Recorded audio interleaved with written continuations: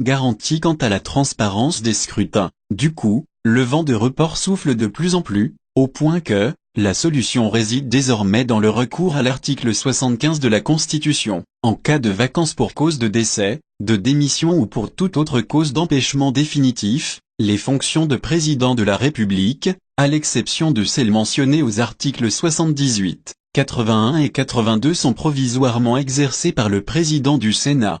Un épais nuage continue à entourer le processus électoral, au point que le rendez-vous du 23 décembre 2018 devient hypothétique. Des questions, et non des moindres, restent encore sans réponse. Des signes rouges, comme l'a rappelé dernièrement devant le Conseil de sécurité des Nations Unies le représentant des États-Unis à l'ONU, Nikki Haley, rendent plus qu'incertaine la tenue d'élections de décembre prochain. L'ambassadrice américaine n'a pas fait dans la dentelle, en s'adressant aux 15 membres du Conseil de sécurité. À moins de 4 mois des élections, comment la CENI transportera-t-elle le matériel électoral? Dans plus de 90 000 bureaux de vote, y aurait-il suffisamment de machines à voter, ou les autorités vont-elles prolonger les élections de plusieurs jours, voire plusieurs semaines? Les autorités peuvent-elles recharger les machines à voter avec une autonomie de 12 heures seulement? Les organisateurs des élections ont-ils largement testé ces machines? Les électeurs, dont beaucoup n'ont jamais utilisé un écran tactile, sauront-ils comment les utiliser? Les organisateurs préparent-ils des bulletins de vote en papier en guise de moyen de secours?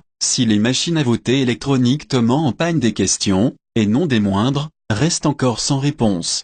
Pendant ce temps, à la CENI, on fait semblant, on refuse de voir la réalité en face. Pourtant, la logistique électorale tarde à se mettre en place. Depuis son retour de la Corée du Sud où il est allé inspecter la commande des machines à voter auprès du fournisseur sud-coréen, Miru System, le président de la CENI brille par un silence qui en dit long sur le doute qui plane sur le processus en cours. Confiant au début, Corneille Nangaa commence à afficher une ligne de moins en moins rassurante concernant l'échéance du 23 décembre 2018. Non seulement sa machine à voter ne fait plus l'unanimité dans la classe politique, mais surtout le fichier électoral qu'il utilise pour les scrutins de décembre prochain, est entaché, fichier garni des millions d'électeurs fictifs sans empreinte digitale. À ce sujet, une ONG britannique a apporté sa contribution, en publiant le résultat de son analyse du gadget électronique coréen. Les experts ont indiqué que, dans son état actuel, la machine à voter ne peut garantir la fiabilité et la transparence des scrutins. Bref, la machine à voter devra être formatée pour répondre aux exigences de toutes les parties prenantes au processus. Autrement dit, la CENI devra revoir ses calculs en termes de temps, de moyens financiers et autres, ce qui n'est pas possible s'il faut respecter le rendez-vous du 23 décembre 2018, mais aussi, au regard de la capacité du gouvernement à couvrir à temps et complètement tous les besoins exprimés par la centrale électorale. Il y a de quoi faire foi aux préoccupations de Nikki Haley et autres partenaires qui ne s'offusquent pas de proposer une rallonge pour finaliser le processus en cours. Dans ces conditions, il ne serait pas malvenu d'évoquer un éventuel report des scrutins, au-delà du 23 décembre 2018. Vu sous cet angle, c'est toute l'architecture institutionnelle actuelle qui s'en ressentira. En premier lieu, on voit bien évidemment la CENI, qui va se retrouver dans une situation d'incapacité de tenir sa promesse, c'est-à-dire exécuter le calendrier électoral qu'elle a librement rendu public le 5 novembre 2017. Si les élections ne se tenaient donc pas le 23 décembre 2018, il ne faut pas écarter l'hypothèse d'un désaveu total du bureau, et de toute l'assemblée plénière de la CENI. Si la sentence à réserver à la CENI pourrait éventuellement renvoyer à la démission de tout son bureau, et de son assemblée plénière, le président de la République, Joseph Kabila, ne pourrait pas non plus échapper à l'exigence de la nouvelle donne. L'article 70 de la Constitution qui évoque son maintien jusqu'à l'installation effective du nouveau président élu, pourrait céder à la pression de l'article 75 de la dite Constitution, lequel stipule qu'en cas de vacance pour cause de décès, de démission, ou pour toute autre cause d'empêchement définitif, les fonctions de président de la République, à l'exception de celles mentionnées aux articles 78, 81 et 82 sont provisoirement exercées par le président du Sénat. La non-tenue d'élection placerait le chef de l'État dans une situation délicate devant l'obliger à rendre le tablier pour confier la gestion de l'État au président du Sénat. C'est aussi le respect de la Constitution. L'article 76 de la loi des lois est plus explicite à ce sujet et fixe les modalités pratiques de l'article 75.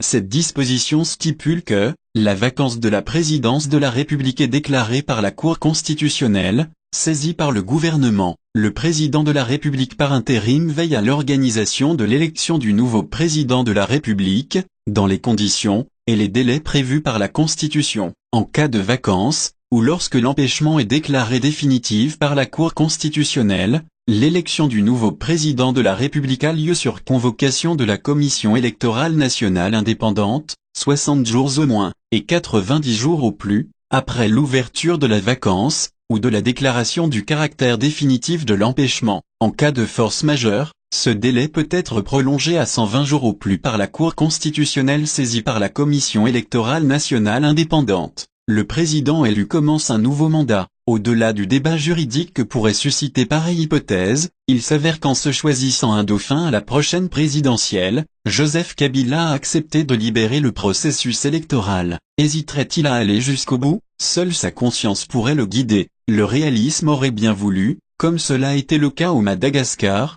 que Joseph Kabila se retire complètement de la gestion de l'État, en la confiant au président du Sénat. Dans pareil cas, au-delà du 23 décembre 2018, Joseph Kabila ne pourrait plus se prévaloir de la qualité de conduire le pays jusqu'aux prochaines élections. L'opposition congolaise sollicite l'implication de l'ANC de l'Afrique du Sud.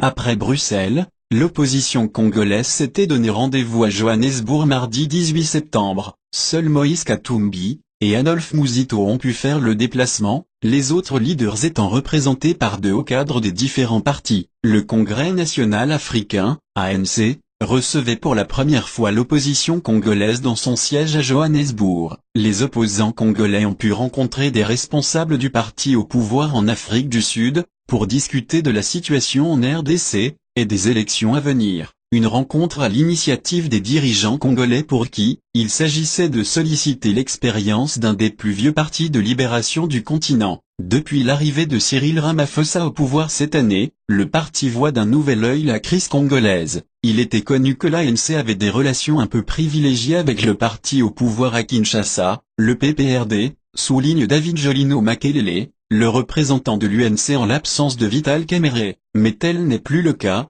puisque l'ANC se fonde sur des textes qui nous régissent tout, en l'occurrence le protocole de la SADC, auquel le gouvernement de Joseph Kabila a souscrit.